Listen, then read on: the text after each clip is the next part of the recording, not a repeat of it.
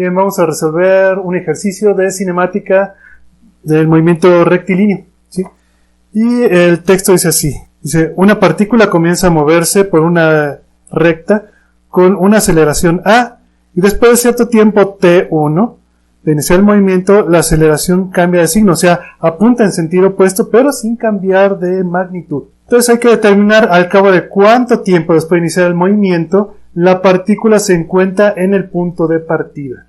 Bien, entonces si nosotros hacemos un esquema del movimiento, nosotros sabemos que la partícula se mueve en cierta dirección, cierta aceleración hacia allá. Entonces se va a mover por un tiempo determinado el objeto y después va a cambiar el sentido de la aceleración. Ahora se acelerará hacia acá. Aceleración opuesta, pero con la misma magnitud. Ahora, el que cambia la aceleración no significa que va a cambiar también la dirección de movimiento, porque el objeto que parte del reposo, ¿sí?, va aumentando su velocidad hasta llegar a cierta velocidad, vamos a decir la velocidad máxima, y luego cambia la dirección de la aceleración, pero ya lleva una velocidad, entonces no cambia la dirección de movimiento, va a seguir moviéndose en la misma dirección, ¿sí?, hasta que se frena, ¿sí? Y una vez que se frene, entonces ahí y ahora sí empieza a moverse en sentido opuesto, ¿sí? Entonces ahora va a regresarse al objeto, ¿sí?, hasta que, bueno, llega al punto de partida.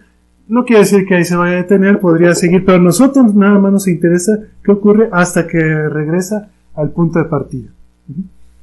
Entonces, evidentemente esto no es nada más decir, pues es T1 y luego otra vez T1 y ya.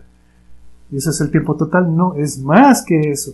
Entonces hay que determinar el tiempo total, porque nada más desde aquí hasta acá ha transcurrido un tiempo T1. Después transcurrieron otros tiempos que hay que añadirle a este para encontrar el tiempo total. Ahora, este problema se puede resolver de una manera analítica sin ninguna dificultad, más que, bueno, hay que plantear bien las ecuaciones y llegaremos en algún momento a la solución. Pero hay una forma alternativa de resolver este problema, que es empleando el método gráfico. Vamos a ver si se simplifica o se dificulta la solución empleando ese método, el método gráfico. Bien, entonces aquí ya trazamos nuestros ejes y como lo que nos están dando como dato para resolver el problema es la aceleración, entonces lo conveniente es trazar una gráfica del comportamiento de la velocidad respecto del tiempo. Y eso es porque nosotros sabemos que en estas gráficas de velocidad respecto al tiempo, la aceleración es la inclinación que tengan las líneas, ¿sí?, que nosotros tracemos. Entonces, nosotros sabemos que la primera parte del movimiento del objeto va a avanzar con aceleración constante a partir del reposo. Entonces, parte de cero y se mueve con aceleración constante. Esa sería la línea que describe el movimiento hasta el instante T1. O sea, el tiempo que transcurre de aquí a acá sería un tiempo T1. Después, la aceleración del objeto cambia de sentido, ¿sí?, pero no de magnitud, ¿sí? Entonces, en la gráfica, el cambio de la aceleración lo vamos a representar con una línea, pero con la inclinación, en vez de hacia arriba, sería hacia abajo. La misma inclinación, pero hacia abajo. Y al tener la misma inclinación, pues resulta que ese triángulo pues va a tener básicamente la misma base. Entonces utilizamos las medidas de este triángulo para encontrar la parte que sigue, ¿sí? Entonces este tiempo lo replicamos aquí. O sea, después de otro intervalo de tiempo T1, el objeto tendrá un movimiento cuya gráfica estará dada por esta línea que pasa por aquí. Pero como les había comentado, una vez que cruza este punto implica que el objeto llegó a velocidad cero, pero no quiere decir que la aceleración desaparezca. O sea, el objeto sigue acelerándose, ¿sí?, pero ahora se acelerará con velocidad negativa. Ahora, lo que queremos es encontrar el tiempo en el cual el objeto regresa al punto de partida.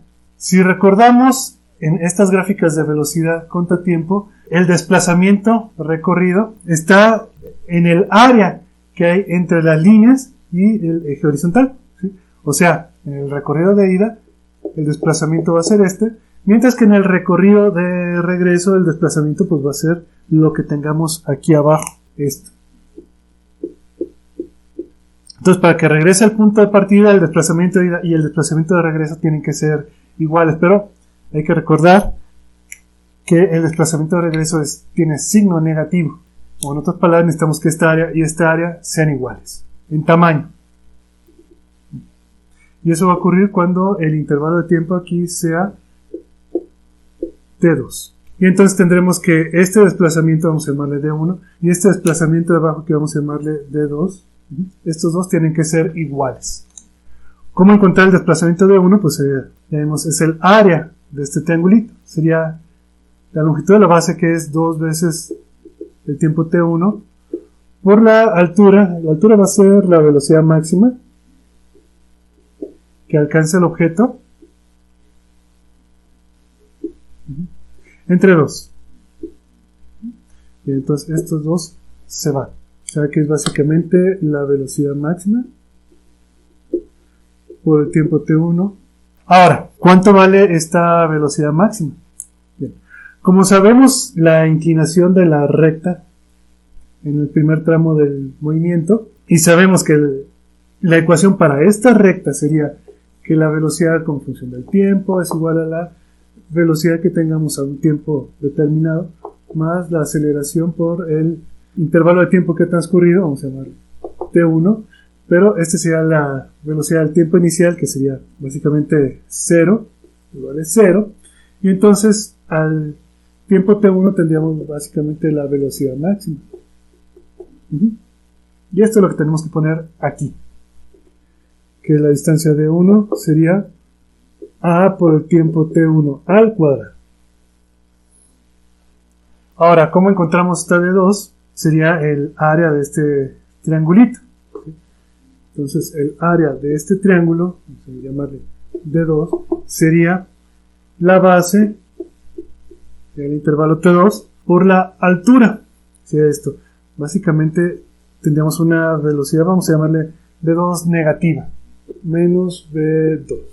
Este es desplazamiento entre 2, esta es el área del triángulo. Bien, ahora solo tenemos que encontrar esta v2, y eso lo vamos a hacer utilizando la ecuación para esta línea recta, ¿sí? Pero eso lo vamos a hacer analizando todo a partir de este punto en el intervalo t2. Entonces, a partir de este punto, porque en este punto la velocidad es 0, entonces de aquí para allá la ecuación de la recta pues va a ser simple, ¿no? Que va a ser v2 igual a la aceleración por el tiempo t2. Entonces esa sería la velocidad. Entonces estas dos son negativas. Bueno, eso nada más porque hay que sustituir esto aquí. Y por lo tanto tendremos que el desplazamiento 2 es la aceleración por el tiempo 2 al cuadrado entre 2.